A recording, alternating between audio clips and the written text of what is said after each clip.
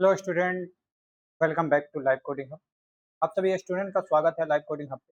तो आज के सीरीज में हम लोग बात करने वाले अपने introduction to governance unit number 4 के बारे में। और सभी स्टूडेंट्स का स्वागत है। और आप सभी स्टूडेंट लाइव कोडिंग हब को ज़्यादा से ज़्यादा मात्रा में सब्सक्राइब करें और अपने दोस्तों के पास शेयर कर दें। जो भी आपको लेक्चर की नीड हो वो लेक्चर आप कमेंट बॉक्स में ज़रूर बता दें कि का स्टडी स्टार्ट कीजिए, आपको जरूर लाइव कोडिंग हब पे प्रोवाइड किया जाएगा। तो आप सभी स्टूडेंट जल्दी शेयर कर लें और लाइक करें, कमेंट करें। चलिए, तो आज के लेक्चर में हम लोग बात करने वाले अपने यूनिट नंबर 4 के बारे में। और यूनिट नंबर 4 से आपके एग्जाम में जो क्वेश्चन बनते हैं वो 3 क्वेश्चन आपके बनेंगे यूनिट नंबर 4। यूनिट नंबर 4 से आपके 3 क्वेश्चन बनते हैं। इसमें से आपको 2 क्वेश्चन को करना रहता है जो आपके 10 यानी 5-5 नंबर में आते हैं, तो 10 नंबर आपका हो जाता है। यहाँ पे हम लोग बात करने वाले सबसे पहले हम लोग अपनी यूनिट नंबर 4 की बात करते हैं। यूनिट नंबर 4 का नाम है जो आपका ई गवर्नेंस। किस तरह से हम लोग ई गवर्नेंस प्रोजेक्ट को बनाते हैं, क्या उसमें स्टडी, क्या हम लोग स्टेज को फॉलो करते हैं ई गवर्नेंस के प्रोजेक्ट को बनाने के लिए। बहुत इंपॉर्टेंट चैप्टर है और आपका ईजी बहुत सिंपल है और ईजी है। सबसे पहले हम लोग बात करेंगे इंडिया ई गवर्नेंस जीएसटी के बारे में बात करेंगे। दूसरा हम लोग बात करेंगे इम्पैक्ट ऑफ द सिटीजन, क्या इम्पैक्ट पड़ा सिटीजन को गवर्नेंस लाने से। केस स्टडी के बारे में बात करेंगे कि बेस्ट प्रैक्टिस क्या है और क्या केस स्टडी हम लोग करते हैं, क्या चीज़ें पढ़ते हैं, किसके बारे में हमें नॉलेज होना चाहिए गवर्नेंस को बना सकते हैं।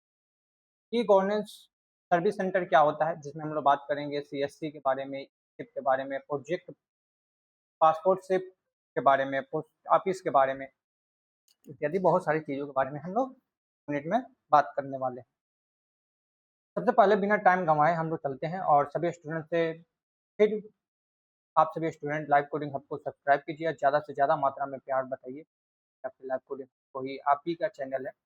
यहाँ पे हम लोग बात करते हैं सबसे पहले ई गवर्नेंस प्रोजेक्ट। सबसे पहले हम लोग इंट्रोडक्शन के बारे में बात कर लेते हैं। ई गवर्नेंस प्रोजेक्ट एक project are initiative initiative taken by the government to product service. ये क्या है? एक प्रकार के सर्विस है, एक प्रकार के प्रोडक्ट है जो आपके क्या करती है, सिटीजन के जो भी डिजिटली टेक्नोलॉजी में सर्विस करती है, कौन करता है? गवर्नमेंट। कि अपने एप्लीकेशन को जो सिटीजन के पास पहुंचाती है एक टेक्नोलॉजी के माध्यम से यानी डिजिटल के माध्यम से, उसको हम लोग बोलते हैं प्रोजेक्ट में बात करें। ई गवर्नेंस प्रोजेक्ट का वह पहल है जो सरकार द्वारा डिजिटल तकनीक का उपयोग करके नागरिकों को सेवा प्रदान करने किया जाता है। नागरिकों को सेवा प्रदान करने के लिए क्या किया जाता है? किसी भी टेक्नोलॉजी का, किसी भी प्रोजेक्ट का उपयोग किया जाता है ई गवर्नेंस में। तो उसी को हम लोग बोलते हैं ई गवर्नेंस प्रोजेक्ट। दूसरा पॉइंट में आपको क्या लिखना है? दूसरा में लिखेंगे this project, those project you are inform and communication technology, यानी जिसको हम लोग बोलते हैं ICT, information communication technology, to the improve the efficiency and transparency government services. जिससे क्या हो सके, इंफॉर्मेशन कम्युनिकेशन टेक्नोलॉजी का यूज करके जिसके ट्रांसपेरेंसी को, गवर्नमेंट सर्विसेज के ट्रांसपेरेंसी को और सेवाओं को क्या किया जाए, मजबूत बना सके, बेहतर बनाया जा सके, ज़्यादा से ज़्यादा मात्रा में क्या हो, बहुत अच्छे तरीके से वर्क। इसके बारे में आपको लिखना है। तीसरा पॉइंट आपको क्या लिखना है? द मेन एम, जो हमारा पहला एम होता है, मेन एम गोल होता है, वो क्या होता है? ई गवर्नेंस प्रोजेक्ट के प्रोवाइड करना फास्ट, रिलेबल और एक्सेसिबिलिटी सर्विसेज।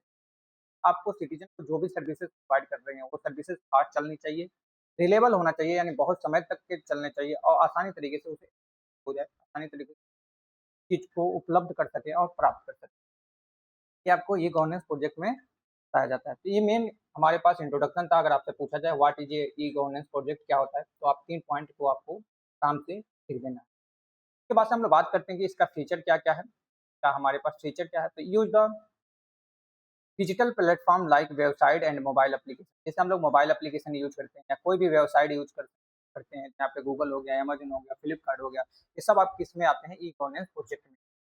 अगर हम बात करें ऑनलाइन सर्विसेज डिलीवरी, जितने भी आपके ऑनलाइन सर्विसेज डिलीवरी होती है जो सिटीजन को सेवा प्रदान करती है, जो भी सिटीजन को ऑनलाइन डिलीवरी प्रोवाइड करती है, उसी एप्लीकेशन को हम लोग बोलते हैं ई गवर्नेंस प्रोजेक्ट। दूसरा हम लोग बात करते हैं रिड्यूस कर देता है पेपर वर्क और मैनुअल। ये क्या कर देता है? कम कर देता है हमारा पेपर वर्क, जो भी हम लोग कागजी कार्रवाई करते हैं उस चीज़ को हटा देता है और आपके जो भी मैनुअल, यानी क्या करते थे ऑफिस में जाकर आप कोई काम को करते हैं, उस काम को रिड्यूस कर देता है यानी कम कर देता है, इसी को हम लोग बोलते हैं ई गवर्नेंस प्रोजेक्ट। बिल्कुल सिंपल सी शब्दों में आपको लिखना है। चौथा पॉइंट हम लोग बात करते हैं इंक्रीज द ट्रांसपेरेंसी और एक्सेसिबिलिटी। इंक्रीज कर देता है ट्रांसपेरेंसी को मतलब पारदर्शी कर देता है, बहुत अच्छे तरीके से हमें दिखाई। और एक्सेसिबिलिटी हम आसानी तरीके से उसे यूज कर सकते हैं, एक्सेस कर सकते हैं कि आपका ई गवर्नेंस प्रोजेक्ट बताता है। अगर हम बात करें इसका इंपॉर्टेंस की क्या इंपॉर्टेंस है, तो सबसे पहले हमारा इंप्रूव हो जाता है क्वालिटी गवर्नमेंट सर्विस। गवर्नमेंट जितने भी सर्विसेज अपना बनाती है, अपना प्रोडक्ट लॉन्च करती है, उसका क्वालिटी बहुत बेहतर तरीके से हो जाता है अगर ई गवर्नेंस प्रोजेक्ट का हम लोग उपयोग करते हैं। तो इसमें क्या हो जाता है, टाइम सेविंग हो जाता है, कॉस्ट हो जाता है, यानी कॉस्ट बच जाता है किसका, सिटीजन एंड गवर्नमेंट का। गवर्नमेंट और सिटीजन दोनों लोगों का क्या बच जाता है, टाइम बच जाता है और आपके पैसा भी बच जाते हैं। ई गवर्नेंस प्रोजेक्ट के माध्यम से हम कोई भी काम करते हैं या कोई भी सर्विस हम प्रोवाइड करते हैं। इनहेंस कम्युनिकेशन बिटवीन गवर्नमेंट और सिटीजन, इनहेंस कर देता है, बढ़ा देता है, बेहतर बना देता है गवर्नमेंट के साथ सिटीजन से बात करना या सिटीजन गवर्नमेंट के साथ आसानी तरीके से किसी भी एप्लीकेशन का प्रयोग करके बातचीत कर लेती है। तो ये बहुत इंपॉर्टेंट पॉइंट है,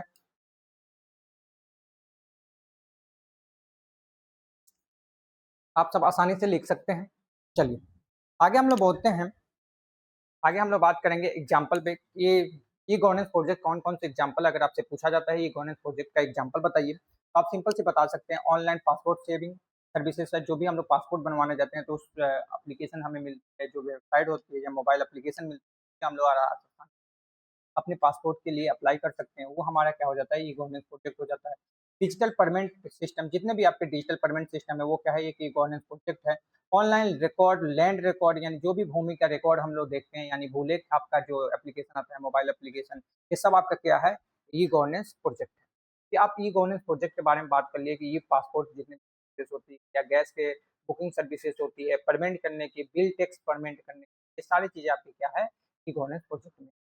अगर हम बात करें इंडियन ई गवर्नेंस एक्टिविटी के बारे में, तो इंडियन ई गवर्नेंस एक्टिविटी क्या करती है, Indian e governance activity are digital project. ये क्या है, एक डिजिटल प्रोजेक्ट को लॉन्च करती है bye the government of India. जो क्या करती है, गवर्नमेंट अपने इंडिया जो लॉन्च करती है, provide the better and fast services to citizen due to information communication technology. यानी एक इंफॉर्मेशन कम्युनिकेशन टेक्नोलॉजी का यूज करके किसी नागरिक के लिए फास्ट और बेटर एक सर्विस प्रोवाइड किया जाता है, उसी को हम लोग बोलते हैं इंडियन गवर्नमेंट एक्टिविटी। इसी को हम लोग क्या बोलते हैं, इंडियन गवर्नमेंट एक्टिविटी। यानी गवर्नमेंट क्या करती है, एक अपने एप्लीकेशन लॉन्च करती है जो सिटीजन के लिए बहुत काम करने में बेटर हो, फास्ट सर्विस प्रोवाइड करती है, किसी भी टेक्नोलॉजी के माध्यम से अपने काम को पूरा कर सकते हैं, अपने काम को शुरू कर सकते हैं। इसी को हम लोग बात करते हैं ई गवर्नेंस। अगर हम बात करें भारतीय ई गवर्नेंस, पहले वे डिजिटल प्रोजेक्ट है जिन्हें भारत सरकार ने नागरिकों को बेहतर और तेजी सेवा प्रदान करने के लिए लागू कर क्या करती है, लागू किया जाता है। तो ये सब क्या हो जाते हैं, आपकी एक्टिविटी में आ जाते हैं ई गवर्नेंस। अब कौन ई, जब इंडिया आ गया है तो कौन बताएगा, आपका इंडिया, भारत सरकार। तो भारत सरकार जो भी लॉन्च करते हैं, जो भी पोर्टल लॉन्च करते हैं, जो भी एप्लीकेशन बनाती है, जो जो भी सर्विस आपको प्रोवाइड करती है सिटीजन के लिए, एक कम्युनिकेशन टेक्नोलॉजी का यूज करके आप उसे यूज कर सके, अपना काम को बेहतर कर सके, आप फास्ट कर सके, इस तरह के सर्विसेज को हम लोग बोलते हैं इंडियन ई गवर्नेंस। तीसरा हम लोग बात करते हैं दिस इंटीग्रिटी एम। तो जो इंटीग्रिटी का एम है, मेन गोल है, वो क्या होता है, इंप्रूव कर देता है ट्रांसपेरेंसी को, एफिशिएंसी को एंड एक्सेसिबिलिटी। आपका जो भी गवर्नमेंट सर्विसेज आपको प्रोवाइड करती है, गवर्नमेंट सर्विसेज तीन मुख्य पॉइंट पे ध्यान रखती है कि ट्रांसपेरेंसी बहुत बेहतर हो जाए, एफिशिएंसी उसका काम करने की क्षमता, दक्षता बढ़ जाए, और एक्सेसिबिलिटी आसानी तरीके से हम किसी भी सेवाओं को प्रदान कर सकें और एक्सेस कर सकें, ये आपकी कैपेबिलिटी बढ़ जाए, तो उसी को हम लोग बोलते हैं इंडियन ई गवर्नेंस। इस तरह के क्वालिटी को आपको प्रोवाइड किया जाता है इंडिया के, यानी भारत सरकार के द्वारा किसी भी एप्लीकेशन में। अगर हम बात करते हैं कि major India e governance activity क्या क्या होते हैं, तो सबसे पहले हम बात करते हैं डिजिटल इंडिया। जो आपके डिजिटल इंडिया है, आधार कार्ड आपको पूरी सरकार द्वारा बनाई जाती है। पासपोर्ट सेविंग प्रोजेक्ट जो आपका है, पासपोर्ट सेव प्रोजेक्ट, ये भी आपका ई गवर्नेंस एक्टिविटी में आती है। डिस्ट्रिक्ट ई डिस्ट्रिक्ट के बारे में जो भी आप जानकारी प्राप्त करते हैं, ये भी आपका ई गवर्नेंस है। कॉमन सर्विस सेंटर, जो भी आपका सर्विस सेंटर प्रोवाइड कर देती है सरकार की, चाहे आपका डॉक्टरी हो जाए, कोई भी चीजें होंगी, ये सब क्या है, आपके ई गवर्नेंस आती है। ई कोर्ट, आपका कोर्ट प्रोवाइड किया जाता है, जीएसटी पोर्टल आपको प्रोवाइड कर दिया जाता है। ये सब आपका क्या है, तो आप कहेंगे सर इंडिया का, हमारे पास इंडिया का e governance governance governance activity है, ठीक। इतने तरह के एप्लीकेशन हमें प्रोवाइड किया जाता है, इससे ज़्यादा भी एप्लीकेशन, लेकिन आपके एग्जांपल के लिए मेजर जो आपका मुख्य जो एक्टिविटी कहलाती है वो आपका अपने साथ है। तो आप बिल्कुल तरीके से बात कर लिए। अगर हम बात करते हैं डिजिटल इंडिया क्या होती है, कि डिजिटल इंडिया में क्या हो जाता है कि जो भी हम लोग काम करते हैं, जो भी हम लोग एक्टिविटी को परफॉर्म करते हैं, ये क्या करते हैं, एक इकोनॉमी के साथ, एक डिजिटल टेक्नोलॉजी के साथ हम लोग लॉन्च करते हैं, उसको हम लोग बोलते हैं डिजिटल इंडिया। हम बात करते हैं digital India, the digital India is a flexible यानी flagship activity of the government of India launch to transfer the country into the digitally improvement security and knowledge economic। जो भी हमारे सिक्योरिटी के जो भी हमारे अलग अलग खबर सुनते हैं आप लोग चैनल मीडिया के सामने, तो इसे हम लोग क्या बोलते हैं, डिजिटल इंडिया बोलते हैं। जैसे कि अगर बात करें हम लोग कि डिजिटल इंडिया की इंफ्रास्ट्रक्चर कैसी है, कौन सी सिटी में कौन कितना इंफ्रास्ट्रक्चर बनाई गई, कहाँ पे अस्पताल बना दिया गया, ये सब हम किसके माध्यम से प्राप्त करते हैं, किसी ना किसी डिजिटल टेक्नोलॉजी के माध्यम से उसका जानकारी प्राप्त करते हैं। इसी को हम लोग बोलते हैं। अगर हम बात करें डिजिटल इंडिया कब लॉन्च हुआ था, तो लॉन्च बाय 2015 में आपको ये प्रोवाइड किया गया था, digital infrastructure, digital services, digital citizen को डिजिटल में कन्वर्ट करने के लिए 2015 में ये मुहिम को चलाया गया था, जिसमें हमने बात की थी कि जो भी इंफ्रास्ट्रक्चर बने, एक डिजिटल हो, एक टेक्नोलॉजी के माध्यम से बने, एक डिजिटल सर्विस बनाया जाए कि जो घर बैठे आसानी तरीके से काम किया जा सके। तो हर एक सिटीजन के हित के लिए जो भी पोर्टल को लॉन्च किया गया, वो मुहिम चलाई गई थी, वो 2015 से लागू किया। अगर हम बात करते हैं कि उद्देश्य क्या था, तो provide the digital infrastructure utility to the every citizen. हर एक सिटीजन को एक इंफ्रास्ट्रक्चर मिल सके, एक मॉडल सिटी मिल सके, एक मॉडल घर बन सके, इसलिए हमारे पास क्या बनाया गया, एक मेन उद्देश्य था सरकार की। दूसरा हमारे पास डिलीवरी तो गवर्नमेंट सर्विसेज इलेक्ट्रॉनिक, जो भी डिलीवरी करती है, जो भी मुहिम, जो भी आपका प्रोजेक्ट लाती है गवर्नमेंट सरकार, वो आपको एक इलेक्ट्रॉनिक्स डिवाइस के माध्यम से आपको प्राप्त हो, एक सर्विस के माध्यम से आपको प्रदान किया जाए, जिससे आप आसानी तरीके से उसका लाभ उठा सकें। To the promote digital literacy among to citizen की अब क्या किया गया कि डिजिटल पे सबसे ज्यादा फोकस किया गया, जिससे प्रमोट हो सके डिजिटल सिटीजन, जो जानकारी ज्यादा से ज्यादा लोगों को जानकारी प्राप्त हो सके कि डिजिटल माध्यम से भी काम किया जाता है सरकार के, इस को चलाया गया, जिसमें हम बात करते हैं 2015 में। अगर हम बात करें डिजिटल इंफ्रास्ट्रक्चर क्या होता है, तो provide the high speed internet and digital integrity Aadhaar card, जैसे आपको हाई स्पीड इंटरनेट की ज़रूरत पड़ती है, हाई स्पीड इंटरनेट आपको मिलता है, जिसे आपकी अभी आप लोग देख रहे हैं 5G हमारे पास चल रहा है, तो 5G क्या है, एक कंपोनेंट है आपका डिजिटल इंडिया का। दूसरा हम लोग बात करते हैं डिजिटल सर्विसेज जो प्रोवाइड किया जाता है ऑनलाइन, ई गवर्नेंस, ई बैंकिंग, एजुकेशन सेक्टर में जो भी आप लोग बात करते हैं, वो किससे बात करते हैं, ऑनलाइन पढ़ाई करते हैं, वो भी आपका एक एप्लीकेशन, एक डिजिटल इलेक्ट्रॉनिक के माध्यम से, चाहे वो लैपटॉप हो गया, आपका फ़ोन हो गया, बैंक से आप जो भी ट्रांजेक्शन करते हैं किसी एप्लीकेशन से, फ़ोन के जरिए, किसी मोबाइल से, आप लोग आसानी तरीके से करते हैं। ये सब क्या कहलाते हैं, आपके डिजिटल सर्विसेज कहलाते हैं। अगर हम बात करें डिजिटल लिटरेसी क्या होती है, डिजिटल लिटरेसी आपको क्या कहलाती है कि help to the citizen learn more the use digital technology, कि जहाँ पे हम अच्छे-अच्छे तरीके से डिजिटल टेक्नोलॉजी को सीख सकें और उसका उपयोग करके हम आसानी तरीके से उस काम को कर सकें, उसी को हम लोग बोलते हैं डिजिटल लिटरेसी। यानी डिजिटल लिटरेसी क्या कहलाती है कि नए-नए टेक्नोलॉजी को सीखना, किसी सिटीजन को बताना नए-नए टेक्नोलॉजी के बारे में, उसी को हम लोग बात करते हैं डिजिटल लिटरेसी। ठीक है? आगे हम बात करते हैं कि बेनिफिट क्या है हमारा डिजिटल इंडिया से, तो हम लोग बात करते हैं fast transparency government services, fast transfer हो जाते हैं हमारे गवर्नमेंट सर्विसेज, जितने भी गवर्नमेंट सर्विसेज हैं वो बहुत तेजी से हमारे किसी भी मुहिम या कोई भी लॉन्च होता है, चाहे कोई भी बिल पास होता है, बजट पास होता है, तो हर एक सिटीजन के पास आसानी तरीके से, फास्ट तरीके से। अगर हम दूसरा पॉइंट की बात करें, easy access to service any time and anywhere, किसी भी टाइम या किसी भी जगह से हम लोग आसानी तरीके से क्या कर सकते हैं, उस एप्लीकेशन को, उस सर्विस को आसानी तरीके से यूज कर सकते हैं, अपना काम कर सकते हैं। तीसरा मोन पॉइंट जो था वो क्या था, करप्शन को रिड्यूस कर देना, पेपर वर्क को हटा देना, यानी जो करप्शन हो रही थी, जो पैसे लेन देन हो रही थी, उस चीज को हटाना, और दूसरा आपका पेपर वर्क, जो भी कागजी कार्रवाई हो रही थी, वो कागजी कार्रवाई को भी क्या कर देना, हटा देना। ये मेन उद्देश्य था हमारा सिटीजन का, यानी कि ये डिजिटल इंडिया का, यही मेन उद्देश्य है आपका डिजिटल।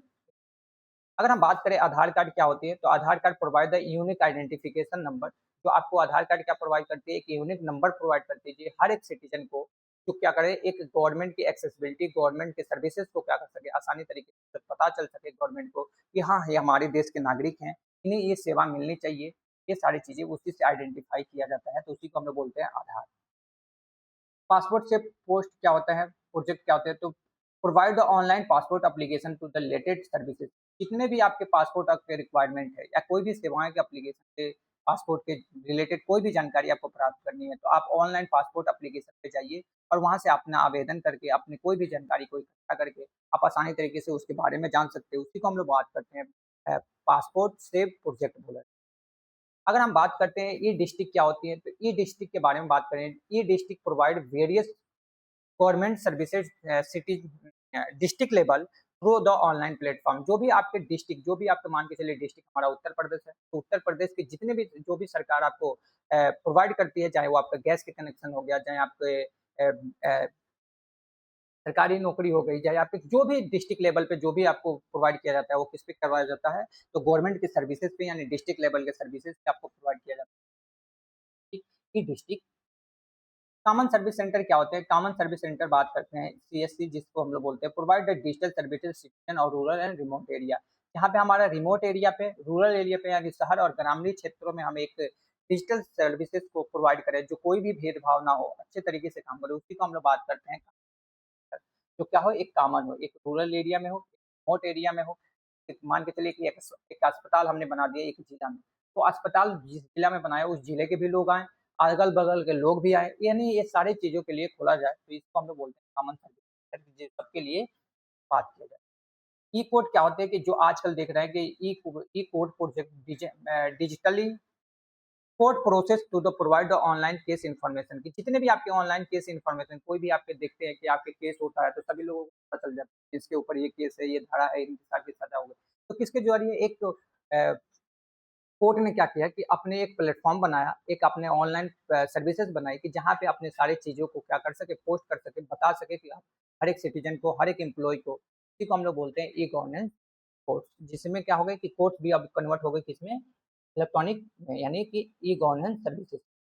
अगर हम बात करते हैं जीएसटी पोर्टल, तो जीएसटी पोर्टल क्या करता है? GST portal allow to the business filling tax bill online. जो भी ऑनलाइन आपको टैक्स देना है, जो भी ऑनलाइन टैक्स फिल करते हैं, ये प्रोवाइड कर देता है इस तरह के सर्विसेज जिसे हम लोग बोलते हैं जीएसटी पोर्टल, जिस तरह के हम क्या बोलते हैं, जीएसटी पोर्टल बोलते हैं।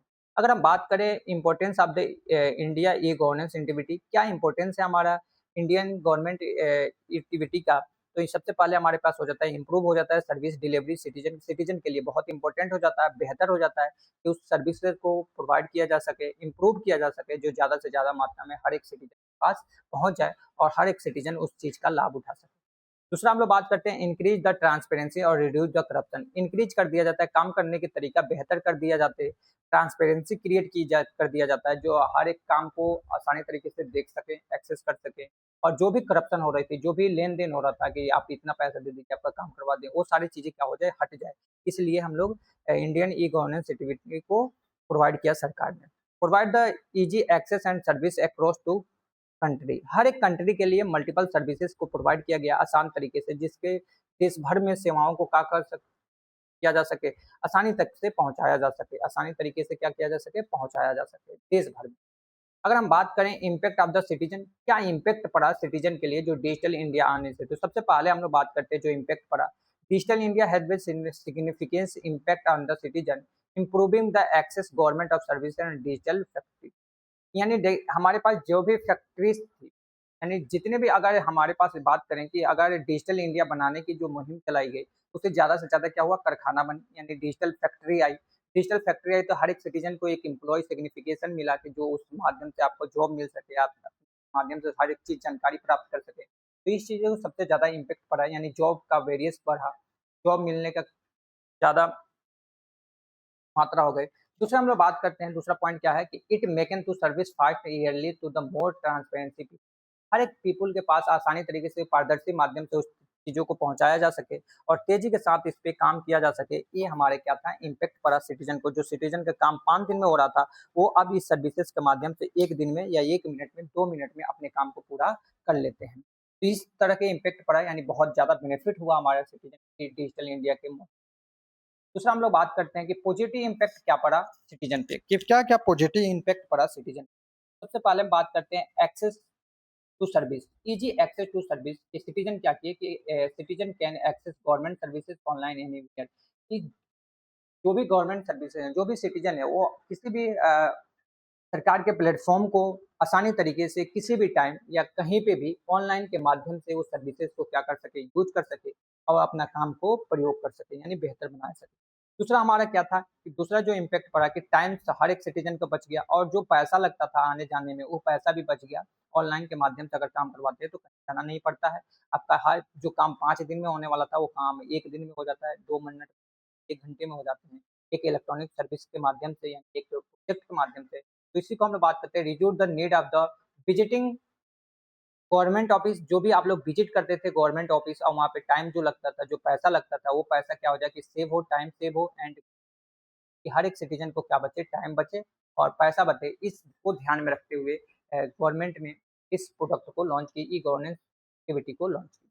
अगर हम बात करते हैं पॉजिटिव इम्पैक्ट क्या पड़ा, तो इंक्रीज द ट्रांसपेरेंसी, इंक्रीज हो गया ट्रांसपेरेंसी, काम करने की जो क्षमता थी वो बढ़ गया और जो भ्रष्टाचार थी यानी करप्शन जो था, वो करप्शन क्या हो गया, बिल्कुल खत्म हो गया। यानी हमारे पास डिजिटल सिस्टम के माध्यम से रिड्यूस कर दिया गया करप्शन को एंड इंक्रीज कर दिया गया ट्रांसपेरेंसी, तो काम ज़्यादा से ज़्यादा मात्रा में हो सके, बहुत साफ-सुथरा काम हो सके और जो भी करप्शन था, वो करप्शन क्या हो जाए कि कम हो जाए, बिल्कुल ज़्यादा ना के बराबर हो जाए। इस चीज़ को ध्यान में रखते हुए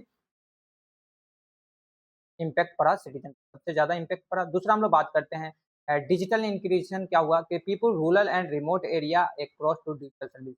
चाहे वो कहीं भी ग्रामीण इलाके से हो या कोई भी आपका क्षेत्र हो, वहाँ पे आपको आसानी से क्या करें सेवाओं का डिजिटल सेवाओं का लाभ उठा सकें। इस तरह के सेवाएँ सर्विसेज़ प्रोवाइड की गई सरकार, जिसे हम लोग बोलते हैं डिजिटल इंक्लूज़न। दूसरा हम लोग बात करते हैं इम्प्रूव द कम्युनिकेशन, जिससे आप लोग बेटर तरीके से आप सरकार से या सिटीजन से आप आसानी तरीके से बातचीत कर सके, बेटर कम्युनिकेशन गवर्नमेंट और जो भी दिक्कत होती है वो गवर्नमेंट से डायरेक्ट बातचीत कर सके और चाहे सिटीजन से कोई भी गवर्नमेंट गवर्नमेंट को बातचीत करना है तो आसानी तरीके से बातचीत कर सकें। इसके लिए इसको ध्यान में रखते हुए ई गवर्नेंस प्रोजेक्ट को लॉन्च किया गया हमारे, तो ये सबसे ज़्यादा हमारे लिए बेनिफिट हुआ, ये इम्पैक्ट पड़ा। तो अगर आपसे पूछा जाए कि what is impact of the citizen, क्या इम्पैक्ट पड़ा है ये गवर्नेंस सिटीजन को, तो आप आसानी तरीके से बता सकते हैं कि इम्प्रूव हो गया कम्युनिकेशन, हमारा टाइम और सेव हो गया, टाइम और कॉस्ट सेव हो गए, ट्रांसपेरेंसी और एक्सेसिबिलिटी हमारा बहुत ज़्यादा बढ़ गया और हम किसी भी ई गवर्नेंस के माध्यम से हम आसानी तरीके से कोई भी काम घर बैठे कर सकते हैं। इस वजह से हमारा सबसे ज़्यादा इम्पोर्टेंट हुआ। अगर हम बात करें चैलेंजेस फेस क्या करना पड़ा सिटीजन को, तो सबसे पहले चैलेंजेस जो फेस किया जाता है वो क्या करना पड़ता है कि लॉक डिजिटल एनालिसिस, यानी some people not to work digital. वो बहुत सारे व्यक्ति ऐसे हैं, बहुत सारे नागरिक ऐसे हैं जिन्हें टेक्नोलॉजी के बारे में कुछ भी नॉलेज नहीं है। जो भी कोई भी एप्लीकेशन के बारे में नहीं जानते, बहुत ज़्यादा लोग हैं। अभी आप लोग देखेंगे पुराने ज़माने के जो लोग हैं, वो मोबाइल चलाना नहीं आता है, तो ये टेक्नोलॉजी सबसे ज़्यादा इम्पैक्ट पड़ा कि जो व्यक्ति चलाना नहीं जानता है, वो इस काम को नहीं कर पाएगा, उसका टाइम इसका ये इससे कोई फ़ायदा नहीं। दूसरा हम लोग बात करते हैं कि आपके पास जो भी आपके पास अगर फ़ोन है, आपके पास इलेक्ट्रॉनिक चीज़ें हैं, तो आपके कनेक्टिविटी होना चाहिए, इंटरनेट की कनेक्टिविटी होना चाहिए तगड़ा, तभी आप इस चीज़ को काम कर सकें। सबसे पहले हमारे पास क्या हुआ, internet connectivity. Internet connectivity issue से ये काम को नहीं कर सकते। अगर पुअर इंटरनेट एक्सेस है आपके रूरल एरिया में, आपके ग्रामीण क्षेत्र में, तो आप आसानी तरीके से इस प्लेटफ़ॉर्म की, इस सर्विसेज़ को उपयोग नहीं कर सकते। ये सिटीज़न से ज़्यादा इम्पैक्ट पड़ा। दूसरा अगर हम बात करते हैं तो security and privacy occur. Security और प्राइवेसी अकर यानी सबसे ज़्यादा इसमें सिक्योरिटी को ध्यान में रखा गया और सबसे ज़्यादा क्राइम सर्विसेज से बचने के लिए सिक्योरिटी को ध्यान में रखा गया। तो ये भी आपको ध्यान में रखना पड़ता है कि अपना डाटा ध्यान से रखें, अपने सर्टिफ़िकेट ध्यान से रखें अपने फ़ोन में या किसी भी इलेक्ट्रॉनिक डिवाइस में, जिससे कि आपको कोई भी व्यक्ति चुरा ना सके, उसका मिसयूज़ ना कर सके।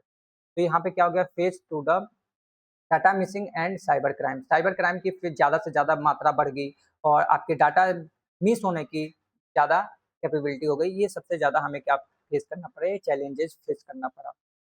अगर हम बात करते हैं कि case study and best prestige क्या होती है, अगर हम किस तरह से केस स्टडी करें और बेस्ट प्रेस्टिक करें कि जिससे हमारा कोई भी इलेक्ट्रॉनिक चीज़ों को यूज़ करते हैं तो हमारा डाटा सेफ रहे, सिक्योर रहे, हम बेहतर तरीके से किसी भी इलेक्ट्रॉनिक चीज़ के माध्यम से हम लोग आसानी तरीके से उस काम को पूरा कर सकें।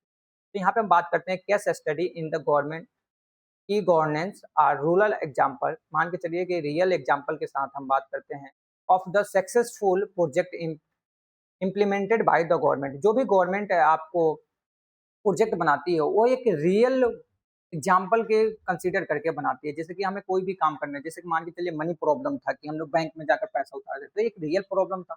उस प्रॉब्लम पर की स्टडी करके वो अच्छे तरीके से एनालाइजिंग करके किसी भी सर्विसेज सफलतापूर्वक बनाती है, प्रोजेक्ट को लागू करती है सफलता से और आसानी तरीके से वो सक्सेसफुल चलता है, तो उसी को हम लोग बोलते हैं केस स्टडी करना। यानी कोई भी काम करने से पहले उसके बारे में आपको बेहतर तरीके से नॉलेज होना चाहिए, आपके बारे उसको बारे में आपको जाना पता होना चाहिए। फिर हम लोग बात करते हैं best practice are the effect method and the strategy use to the make the project successful. कोई भी प्रोजेक्ट को बनाने के लिए या कोई भी सर्विसेज को बनाने के लिए आपको बेस्ट स्ट्रेटेजी पता होना चाहिए, बेस्ट प्रैक्टिस पता होना चाहिए, आपको उस चीज़ें आना चाहिए अच्छे तरीके से कि आप आसानी तरीके से उसका काम कर सकें। इसी में बात करें कि बेस्ट प्रैक्टिस क्या होती है, ये प्रभावित तकनीक है और रणनीतियों है जिनका उपयोग करके प्रोजेक्ट को सफल बनाने के लिए किया जाता है। ये रणनीति है, एक तरीका है काम करने की, कि आपको उसका स्ट्रेटेजी पता होना चाहिए कि किस तरह से हम काम करेंगे तो हमारा काम बेहतर बन जाएगा, किस तरह से हम काम करेंगे तो अच्छे तरीके से हमारा काम ये सफल हो जाएगा। जैसे आप लोग एग्जाम देने के लिए तैयारी करते हैं, तो आप लोग सोचते हैं कि कहाँ से हम लोग पढ़ें,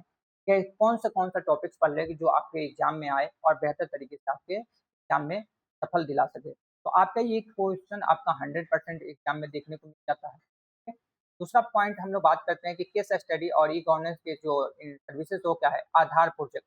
जैसे आधार कार्ड था कि हर एक सिटीजन को एक यूनिक आइडेंटिफाई दे दिया जाए जिससे पहचान किया जा सके कि हर एक नागरिक यूनिक है, कि हर का अलग अलग है, नाम सेम हो सकता है, गांव भी सेम हो सकता है, लेकिन अगर आधार कार्ड हम प्रोवाइड करते हैं उससे अगर हम कोई भी सर्विसेज प्रोवाइड करें तो जो मुख्य जिसको हम सर्विसेज दे रहे हैं या जिसको हम लोग लाभ देना चाहते हैं उसी व्यक्ति के पास वो लाभ को पहुंचाया जा सके, तो इसको क्या किया गया, आधार कार्ड प्रोजेक्ट लाया गया जिससे क्या है, Aadhaar card provide the unique identify. जो आधार कार्ड आपको यूनिक आइडेंटिफाई प्रोवाइड करती है हर एक सिटीजन को, जिससे हेल्प हो सकते हैं कि एक्सेस गवर्नमेंट सर्विसेज, जिससे आसानी तरीके से कोई भी गवर्नमेंट सर्विसेज को एक्सेस कर सके। मान के चलिए कि आपके गांव में रमेश दो नाम है और रमेश के नाम से कोई आवास सरकार ने पास की कि 2 लाख रुपए की आवास है, आपको घर बनवाना है। एक रमेश बहुत गरीब है, एक रमेश बहुत अमीर है। तो अगर वहां पे हम लोग बात करते हैं तो उसका आधार कार्ड नहीं होता तो रमेश ये कंफ्यूजन होती है कि किस रमेश के नाम पे आया है, किस रमेश के नाम पे ये पैसा सरकार भेजी है। तो उस चीज को आइडेंटिफाई करने के लिए, उस प्रॉब्लम को हटाने के लिए आधार का प्रोजेक्ट लॉन्च की गवर्नमेंट, जिससे क्या हो कि हर एक का यूनिक आइडेंटिफाई बन जाए और जो आधार नंबर में नंबर होगा वो हमसे उसे आइडेंटिफाई उसे पता हो जाएगा कि हाँ ये रमेश इसी आधार कार्ड से आया है तो इसका आधार कार्ड का नंबर ये है। तो इसी सरकार ने क्या की है कि आवास बनाने यानी घर बनवाने के लिए पैसा दी है, तो उस आसानी तरीके से उस गवर्नमेंट के सर्विसेज को इजीली एक्सेस कर सके। आधार नागरिकों की एक यूनिक पहचान होता है और सरकारी सेवाओं तक आसानी से पहुंचने में मदद करता है, जो आसानी से सेवाओं को पहुंचाने में या पहुंचने में क्या करता है, मदद करता है। पासपोर्ट से प्रोजेक्ट की अगर मान के चलिए कि आप इंडिया देश के हैं, दूसरे देश में आप घूमने जाना चाहते हैं, तो पहले क्या था कि पेपर वर्क करना पड़ता था, कि पहले ऑफिस में जाकर पेपर भरना पड़ता था कि हमें इस देश में जाना है, इतने दिन के लिए जाना है, हमें वीजा दीजिए। तो वहाँ पे क्या था कि बहुत टाइम लगता था। लेकिन सरकार ने क्या किया, इस तरह के तरीके को कि जो भी व्यक्ति अगर कोई दूसरे देश में जाना चाहता है, तो अगर पासपोर्ट की नीड है, तो आप एप्लीकेशन घर बैठे इस एप्लीकेशन से सर्विसेज से आप पासपोर्ट को ऑनलाइन कीजिए, आपकी सारी चीज़ें बनकर घर पे आ जाएँगे और आप आसानी से जा सकते हैं। यहाँ पे बात हुआ कि this project provide the online passport service, online passport services को प्रोवाइड कर दिया गया, जिसे रिड्यूस कर दिया गया कि आपका टाइम जो बचे एंड आपका पेपर वर्क जो है वो क्या कर दिया जाए, कम कर दिया जाए, हट जाए। जिससे आपको टाइम ना खपाना पड़े कि जाके आपको 4 दिन चक्कर नहीं लगाना पड़े ऑफिस में और आपका जो भी पेपर फॉर्मेलिटी पूरा करने की, आप एक बार पेपर भर के दिए, पेपर कहीं गुम गया तो दोबारा पेपर भर रहे हैं, दोबारा प्रिंट निकलवा के दे रहे हैं। तो ये सारी चीज़ें से आप वंचित ना रहें, आप बच जाएँ और ये सारी चीज़ें आपको बहुत फास्ट तरीके से काम करें, तो ये पासपोर्ट सर्विसेज प्रोवाइड की गई।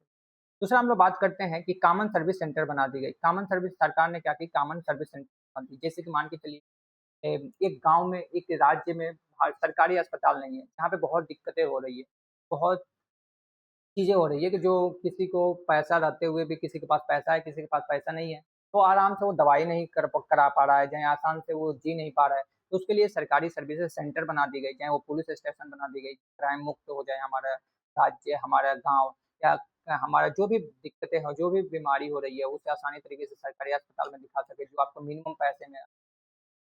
अब दूसरा क्या फेस करना पड़ा कि अगर अस्पताल बन गई तो ले जाने के लिए कोई साधन नहीं था, तो उसके लिए सरकार ने क्या लॉन्च कर दी, एम्बुलेंस लॉन्च की कि जिससे कि आप आसानी तरीके से मिनिमम पैसे में आपको क्या कर सके, एम्बुलेंस ज़्यादा से ज़्यादा समय में पहुँचे और आसानी तरीके से बच्चों को, यानी कि जिसको बीमारी है, जिसको तबीयत खराब है, जिस भी गाँव में वो आसानी तरीके से ले जाए, अस्पताल तक पहुँचाने में मदद कर सके। तो इस तरह के सर्विसेज को बोलते हैं कॉमन सर्विस। तो सीएससी प्रोवाइड डिजिटल सर्विसेज, एक डिजिटल सर्विसेज प्रोवाइड की गई कि rural citizen and through the local centre, जिसे लोकल सेंटर बोला जाता है। जो क्या कर सके, रूरल सिटीजन में गाँवों में बनाया गया लोकल सेंटर की जो आसानी हो जाए किसी भी ग्रामीण चीज़ों को, लोगों को जो आसानी से अपना काम कर सकें। ई कोर्ट बनाया गया। ई कोर्ट का मतलब कि जो कोर्ट में जाने से बहुत डरते थे या जो कोर्ट से बहुत दूर है, तो इस चीज़ों को माध्यम में रखा गया कि आप घर बैठे अपने केस के बारे में सुनवाई सुन सकते हैं कि आप पे क्या डिसीजन लिया गया है। तो आप इन सारी चीज़ों के बारे में आप जानकारी कर सकते हैं। ई कोर्ट के डिजिटल कोर्ट प्रोसेस को प्रोवाइड ऑनलाइन केसेस, जो ऑनलाइन केसेस और इन्फॉर्मेशन है, आप आसानी तरीके से आप घर बैठे किसी ऑनलाइन सर्विसेज के माध्यम से आप जान सकते हैं। ई कोर्ट के माध्यम से आप लोग आसानी तरीके से जान सकते हैं। दूसरा हम लोग बात करते हैं कि बेस्ट प्रैक्टिस क्या था, तो यूजर फ्रेंडली सिस्टम बनाया गया जिससे कि यूजर फ्रेंडली था, तो बहुत ज़्यादा सिटीजन क्या है सिंपल तरीके से उसे यूज कर सकें और हर एक सिटीजन उसे के बारे में जान। System should be simple and easy use to all citizen, हर एक सिटीजन के लिए आसानी तरीके से वो यूज हो पाए, आसानी तरीके से उस प्लेटफॉर्म की, प्रोजेक्ट की, उस सर्विसेज को आसानी तरीके से हर एक सिटीजन क्या कर सके, यूज कर पाए, जिससे अपना काम आसानी तरीके से बन। दूसरा हमारे पास क्या था कि ट्रांसपेरेंसी और एक्सेसिबिलिटी, कि आप अगर ई गवर्नेंस सर्विसेज को यूज कर रहे हैं तो आपके क्या है कि जो भी एक्सेसिबिलिटी है, जो भी ट्रांसपेरेंसी है, वो आसानी तरीके से बन जाए और जो भ्रष्टाचार हो रही थी वो भ्रष्टाचार से आप मुक्त हो जाए। इसको सरकार को इसको ध्यान में रखते हुए ई गवर्नेंस प्रोजेक्ट को बनाया गया।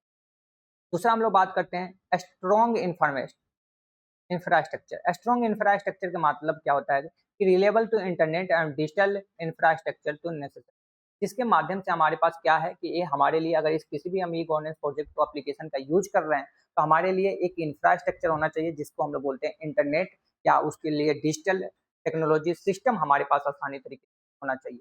दूसरा हम लोग बात करते हैं ट्रेनिंग और अवेयरनेस, जो भी प्रोजेक्ट है या जो भी सर्विसेज है उसके बारे में हमें प्रॉपर तरीके से जानकारी होना चाहिए, उसके बारे में हमें नॉलेज होना चाहिए, इसी को बोलते हैं ट्रेनिंग एंड अवेयरनेस। तो हम लोग बात करते हैं प्रॉपर ट्रेनिंग, आपको प्रॉपर चीज़ें उसे चलाने को पता होना चाहिए हर एक एम्प्लॉय को, एंड अवेयरनेस होना चाहिए, हर एक सिटीजन को उसके बारे में पता होना चाहिए, जानकारी ज़रूर होना चाहिए कि हाँ, यहाँ से हम ये काम को कर सकते हैं अपने घर बैठे ऑनलाइन।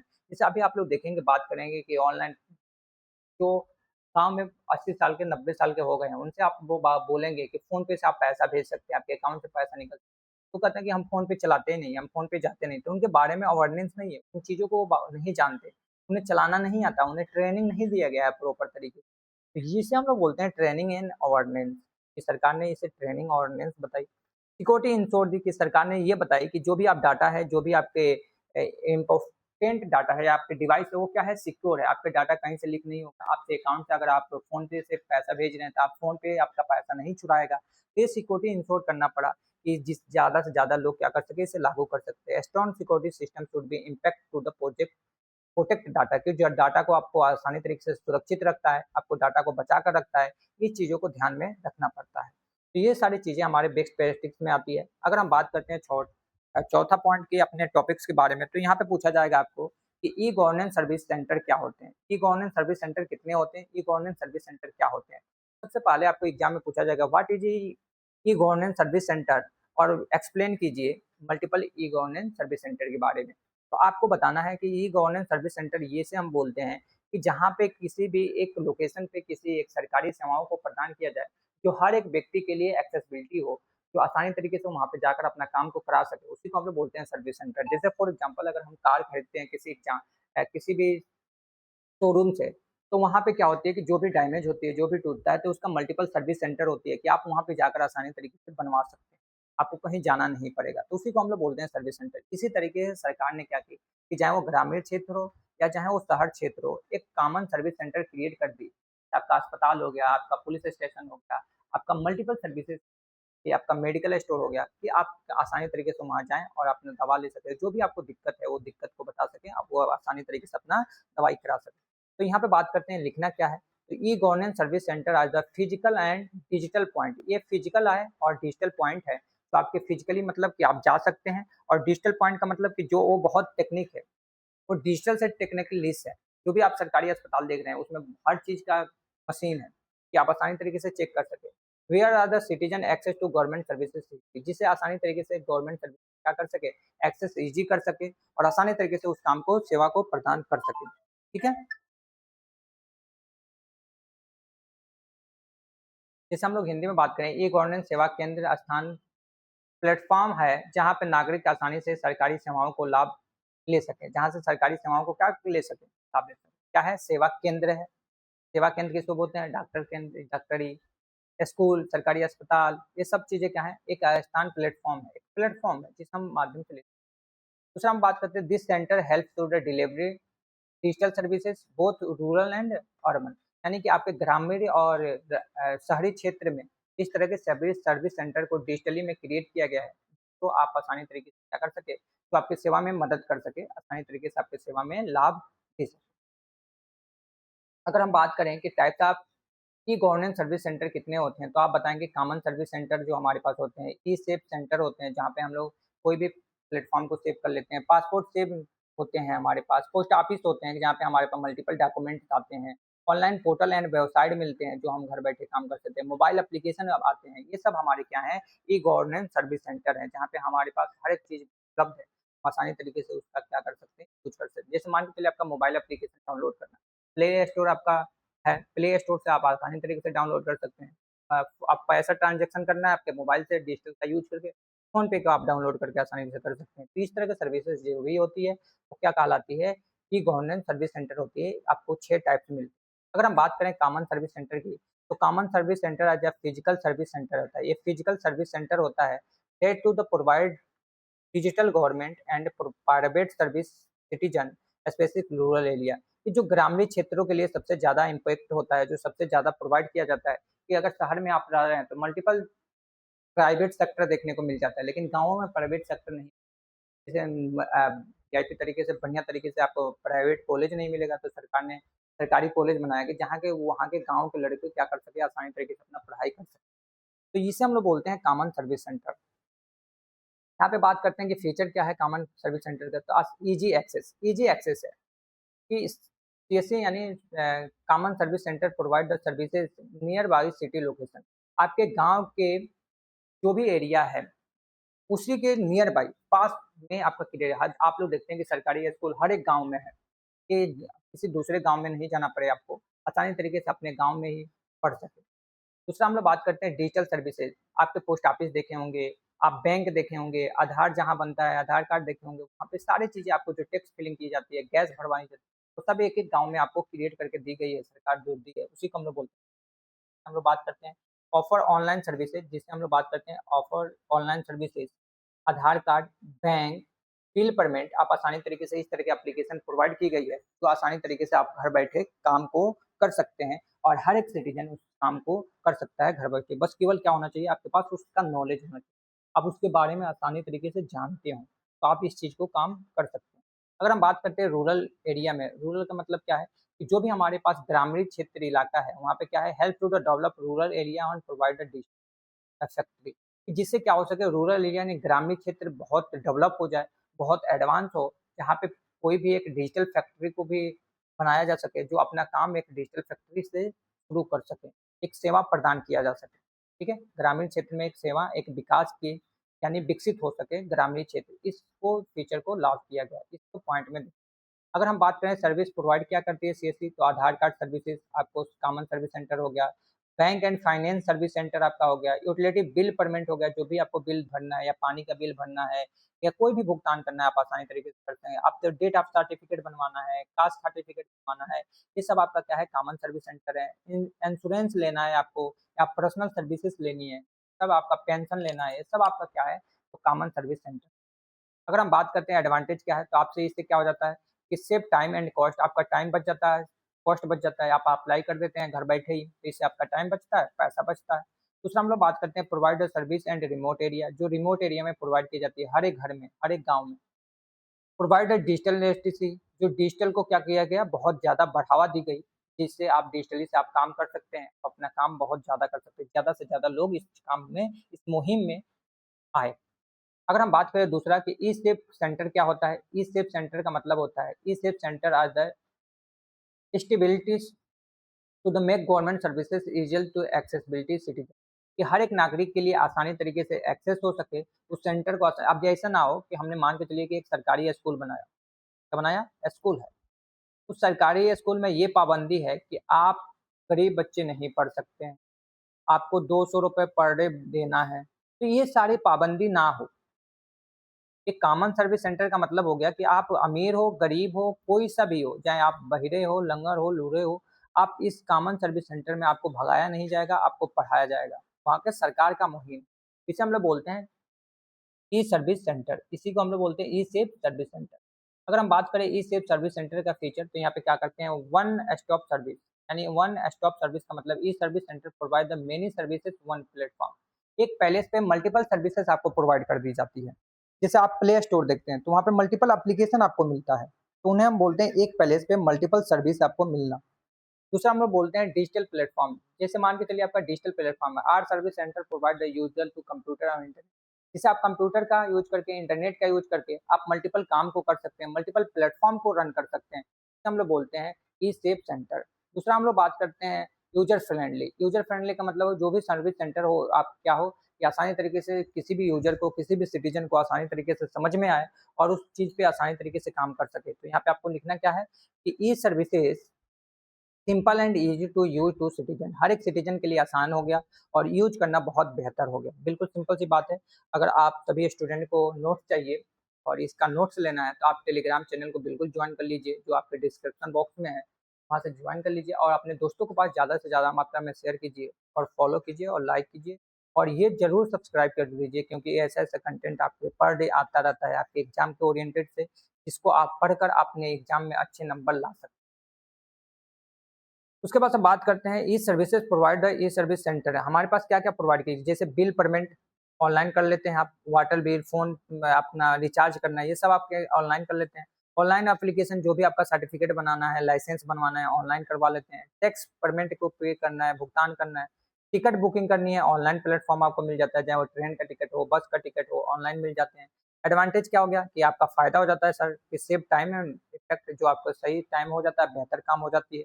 फिजूल तो हो जाता है, वर्कलोड, ओवरलोड आपका कम हो जाता है, गवर्नमेंट ऑफिस में नहीं जाना पड़ता है। दूसरा हम लोग बात करते हैं, तीसरा पॉइंट क्या है, provide the quick and efficient service. जो आपके सर्विसेज क्या होती है, बहुत क्विक और तेजी के साथ आपका काम करती है, जो आपका काम बहुत तेजी के साथ पूरा हो जाता है, कंप्लीट हो जाता है। तो अगर हम बात करते हैं तीसरा पॉइंट कि जो पासपोर्ट सेव कार्डन होते हैं, ये क्या होते हैं, तो पासपोर्ट सेव कार्डन का मतलब होता है, जिसको हम लोग बोलते हैं PSK, are special to service centre that to the provide the passport related service to citizen. एक मान के चलिए कि पासपोर्ट बनवाना है और पासपोर्ट बनवाने के लिए एक ऑफिस क्रिएट कर दिया गया, जहाँ पे आप कोई भी एप्लीकेशन आप भरते हैं तो वहाँ से वो जाएगा, आपके सेवा को, उस काम को बहुत फास्ट तरीके से किया जा सकता है। इस हम बात करते हैं इंट्रोडक्शन, तो this center is the part of the e governance initiative. ये पार्ट है ई गवर्नेंस इंटीविटी का, make to the passport saving fast to more efficient. कि आपका इसका उद्देश्य ये है कि आपके काम को, आपके पासपोर्ट के जो भी सर्विसेज आप अप्लाई कर रहे हैं, तो आपका वो पासपोर्ट बहुत जल्दी से और तेजी के साथ बन सके, उस पर ये काम करती है। उसी को हम लोग बात करते हैं पासपोर्ट सेव करना। अगर हम बात करते हैं तो ऑनलाइन एप्लीकेशन, जैसे आप ऑनलाइन एप्लीकेशन को फिल करते हैं, ऑनलाइन आप वेबसाइट पे जाएंगे, आप ऑनलाइन वेबसाइट पे जाने के बाद से आप आराम तरीके से फिल करेंगे, उसके बाद से आपको अपॉइंटमेंट मिलेगा, अपॉइंटमेंट सिस्टम, जहाँ पे आप बुकिंग करते हैं, booking appointment avoid to large query, कि जहाँ पे जिस दिन आप फ्री रहते हैं वहाँ पे आप बुकिंग करते हैं, आपको इंटरव्यू देने के लिए, अपने नए डॉक्यूमेंट सबमिट करने के लिए, तो आप अपॉइंटमेंट ले लेते हैं अपने अकॉर्डिंग। दूसरा हम लोग बात करते हैं फास्ट प्रोसेसिंग, जिससे कि आपका काम बहुत फास्ट हो जाता है, process to quickly compare to the traditional method. जो भी ट्रेडिशनल मेथड जो आप जा जाके काम करवाते थे, उससे ज़्यादा फास्ट हो जाता है आपके ऑनलाइन, आप ऑनलाइन सर्विसेज करते हैं, तो ऑनलाइन पे सबसे ज़्यादा रेफर कर दिया गया और सबसे ज़्यादा फोकस किया गया। अगर हम बात करते हैं कि सेव प्रोवाइड क्या करता है, तो न्यू पासपोर्ट एप्लीकेशन, अगर न्यू पासपोर्ट आपको बनवाना है, पासपोर्ट रिन्यूअल करवाना है, कि अगर एक बार आप पासपोर्ट बनवाए हैं तो उसे फिर से बढ़ाना है कि आप और बढ़वा सकते हैं 2 साल के लिए, 4 साल के लिए, तो वहाँ पे डॉक्यूमेंट वेरिफिकेशन करवा सके आसानी तरीके से, पुलिस वेरिफिकेशन आपके घर पे आके आसान तरीके से कर सकती है। तो ये सारी चीज़ें आपका बेहतर तरीके से ऑनलाइन हो जाता है। एडवांटेज क्या है कि जिससे आपका टाइम बच जाता है, पेपर वर्क जो हो रहा था वो पेपर वर्क कम हो जाता है, बिल्कुल खत्म हो जाता है। दूसरा हम लोग बात करते हैं, दूसरा पॉइंट की ट्रांसपेरेंसी एंड एफिशिएंसी, आपका सिस्टम बढ़ जाती है, जो आपके पारदर्शी हो जाती है, कुशलता से आप काम को आसानी तरीके से कर पाते हैं। दूसरा हम लोग तीसरा पॉइंट बात करते हैं, easy to tracking the application. कि आप ये भी पता लगा सकते हैं date to date, time to time, कि आपका एप्लीकेशन, क्या आपका पासपोर्ट जो अप्लाई किए थे वो कहाँ, किस स्टेट पे बना है, आपको कौन कौन से स्टेप पूरा हो गया, क्या आपका पासपोर्ट बनकर कितने दिन में आ जाएगा। इन सारी चीज़ों को आप आसानी तरीके से ट्रैक कर सकते हैं और पता लगा सकते हैं ऑनलाइन माध्यम से। अगर हम बात करते हैं पासपोर्ट ऑफिस क्या होते हैं, तो पोस्ट ऑफिस क्या होते हैं, तो पोस्ट ऑफिस आप जानते हैं कि एक ट्रेडिशनल सर्विस सेंटर है। में पहले क्या था कि वहाँ पे आपको कागज़ी आती थी, लेकिन अब क्या हो गया ऑनलाइन में उसे कन्वर्ट कर दिया गया। यहाँ पे हम बात करते हैं passport office traditional service center है, that have to the transport into the digital services center under the e governance. E governance के अंदर अब क्या कर दिया गया, उसे ट्रांसफ़र कर दिया गया, अब डिजिटली कन्वर्ट कर दिया गया। कि जो भी आपके डॉक्यूमेंट आते हैं, वो आप पहले क्या थे कि आपके घर पे पोस्ट ऑफिस में आते थे, पोस्ट ऑफिस वाले जाकर घर पे पहुँचाते थे। अब क्या हो गया कि जो भी पोस्ट ऑफिस में आते हैं, वो आपको पता चल जाता है कि मेरा अब आ चुका है, आपके पास नोटिफ़िकेशन आ जाती है, आपके पास मैसेज आ जाता है। अब आसानी तरीके से आपका पीडीएफ मिल जाता है, आसानी तरीके से आप उससे उससे भी काम करवा सकते हैं। या जाकर आप तुरंत पता चल जाती है कि हमारे यहाँ पासपोर्ट आ गया है, हम जाकर आसानी तरीके से वहाँ पोस्ट ऑफिस में से कागज़ ले सकते हैं, चाहे वो पैन कार्ड हो, आधार कार्ड हो, कोई सा भी चीज़। इसे हम लोग बोलते हैं पासपोर्ट ऑफिस। इसमें क्या है वाइड नेटवर्क का मतलब post office available to almost every village and cities. हर एक सिटीज़न में या हर एक गाँव में उपलब्ध है आपको क्या पोस्ट ऑफिस। दूसरा हम बोलते हैं डिजिटल सर्विस। डिजिटल सर्विस के काम क्रिएट कर दिया गया। They provide the various of the digital services computer आप कंप्यूटर और इंटरनेट का यूज़ करके आप आसानी तरीके से अपना काम देख सकते हैं कि किस पोस्ट ऑफिस में हमारा पासपोर्ट गया है, कितने दिन में आए हुए हो गए, कब आया था। इन सारी चीज़ों को आप बात कर सकते हैं। रिलेबल चलिए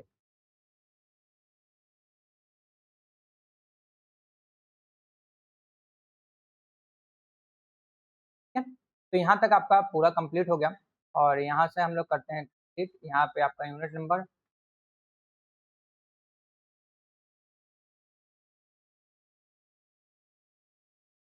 ठीक है? यूनिट नंबर 4 हम लोग कर लिए कंप्लीट।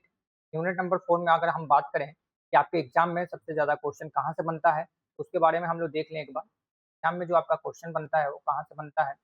यहाँ से हम बात करते हैं। सबसे ज़्यादा जो एग्ज़ाम में आपका क्वेश्चन बनेगा, वहाँ कौन-कौन से टॉपिक से सबसे ज़्यादा टॉपिक से आपका पूछा जाता है? 100% ये टॉपिक आपका आने वाला है।